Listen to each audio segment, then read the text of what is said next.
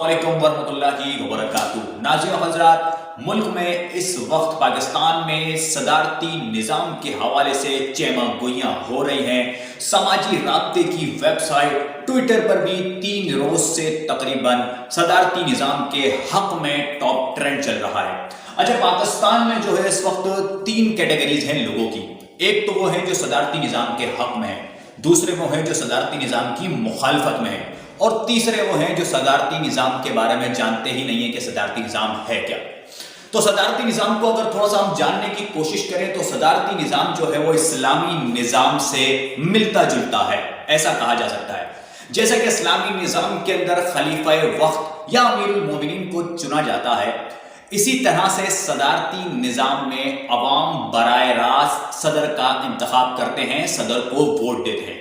जिस तरह पार्लिमानी निज़ाम के अंदर अवाम अपने हल्के के एमपीए या एमएनए को वोट देकर मुंतखब करते हैं, और फिर जो है वो एमपीए एमएनए की तादाद को देखते हुए और फिर जो है इस तरह से वज़ीर आज़म का सिलेक्शन होता है, वज़ीर आज़म बनता है। अक्सर तो खैर ये देखा गया है कि कोई भी एक सियासी जमात जो है वो वफाक में हुकूमत नहीं बना पाती और उसको साथ के अंदर कोई ना कोई दूसरी सियासी जमात को जोड़ना पड़ता है। खैर, वापसी आते हैं सदारती निज़ाम पर। तो इसी तरह अवाम बराहे रास्त वोट से सदर का इंतखाब करते हैं। मसलन जितनी जमातें हमारे मुल्क के अंदर हैं, पाकिस्तान तहरीक इंसाफ है, नून लीग है, पीपल्स पार्टी है, तहरीक लब्बैक है, एमकेएम है, जमात इस्लामी है, सब अपना अपना एक फर्द जो है वो सदर के इलेक्शन के लिए खड़ा करेंगे। ये बड़ा जमहूरी तरीका है, इसको समझना हमारे लिए बहुत जरूरी है। लोग समझते हैं कि सदर किसी को भी पकड़ा और बैठा दिया, ऐसा नहीं है। सदर के लिए बाकायदा अवाम वोट देते हैं और बराह रास्त जिसकी साथ अवाम खड़ी होती है। मिसाल के तौर पे अगर पाकिस्तान तहरीक इंसाफ के फर्द को सबसे ज्यादा वोट पड़ते हैं, नवाज शरीफ को पड़ते हैं, या फिर इमरान खान को पड़ते हैं, जरदारी साहब को पड़ते हैं, या मुस्तफा कमाल साहब को, या अमीर जमात इस्लामी को पढ़ें, वट एवर, एमकेएम पाकिस्तान खालिद मकबूल सिद्दीकी को पढ़ें, जिसको भी वोट ज्यादा पड़ेंगे वो खुद ब खुद सदर बन जाएगा। ये खैर समझाने की हद तक है कि इसको समझना हमारे लिए बहुत जरूरी है।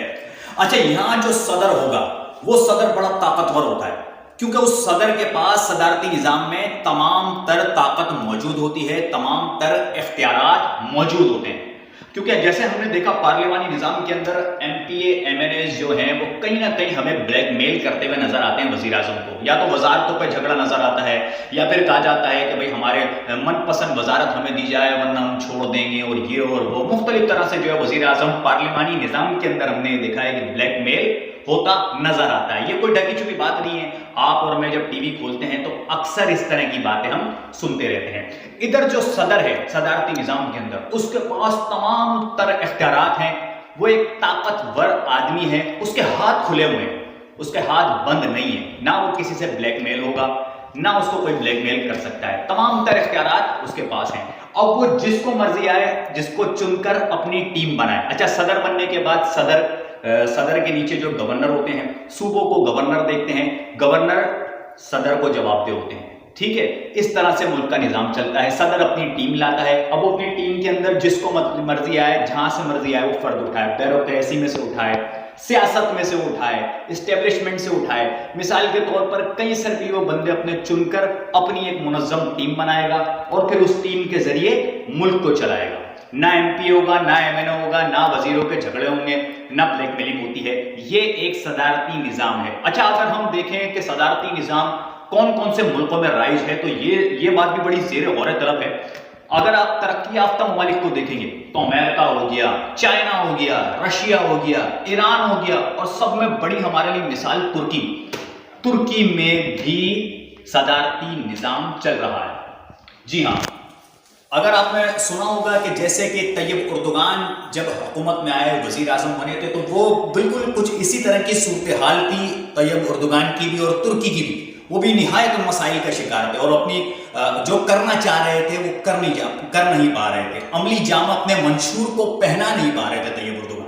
अब तुर्की की मिसाल जो है वो हमारे सामने है कि किस तरह से तुर्की की जो मौजूदा सूरत हाल है वो सब हमारे लिए बहुत एक मतलब जो काबिल गौर है कि हम उससे देखें और समझें क्या वाकई सदारती निज़ाम जो है वो पाकिस्तान के लिए जो है वो फ़ायदेमंद साबित होगा। अच्छा, कमेंट बॉक्स में अपनी राय का इज़हार ख्याल भी ज़रूर फरमाइएगा। आप तमाम से मेरी दरख्वास्त भी, और अगर चैनल चाहें तो सब्सक्राइब कर दिएगा, अच्छी लगे तो वीडियो लाइक कर दिएगा।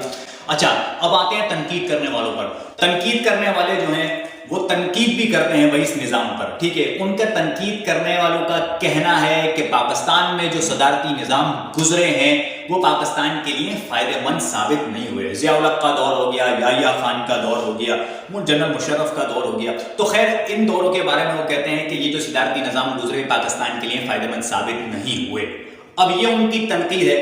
اب ان کی تنقید اپنی جگہ, لیکن یہ دور یہ صدارتی نظام نہیں تھے, وہ عوام کے ووٹوں سے منتخب ہو کر نہیں آئے, ٹھیک ہے. وہ مارشل لاء تھا بھائی, وہاں پر کسی نے عوام نے کسی کو منتخب کر کے پرویز مشرف کو نہیں چنا, ضیاء الحق کو نہیں چنا, یحییٰ خان کو نہیں چنا, ایوب خان کو نہیں چنا, ٹھیک ہے. یہ مارشل لاء تھا, یہ آمریت تھی, ڈکٹیٹرشپ تھی, ٹھیک ہے. تو یہ چیز سمجھنا بہت ضروری ہے ہمارے لیے, ٹھیک ہے. واقعی وہ سب کی اپنی اپنی رائے ہے, کوئی اس کے حق میں بات کرتا ہے حق میں کرے, اختلاف کرتا ہے اختلاف کرے, لیکن یہ اختلاف جو ہے یہ سمجھ سے بالا تر ہے, سمجھ میں آنے والی بات نہیں ہے. کیونکہ یہ جو تھی یہ آمریت تھی, یہ جمہوریت نہیں تھی. عوام نے یحییٰ خان, پرویز مشرف, ضیاء الحق, ایوب خان, ان لوگوں کو ووٹ دے کر منتخب صدر کے طور پر نہیں کرا تھا, یہ آئے تھے مارشل لاء کے ذریعے, ٹھیک ہے. تو یہ چیز ہمارے لیے سمجھنا بہت ضروری ہے.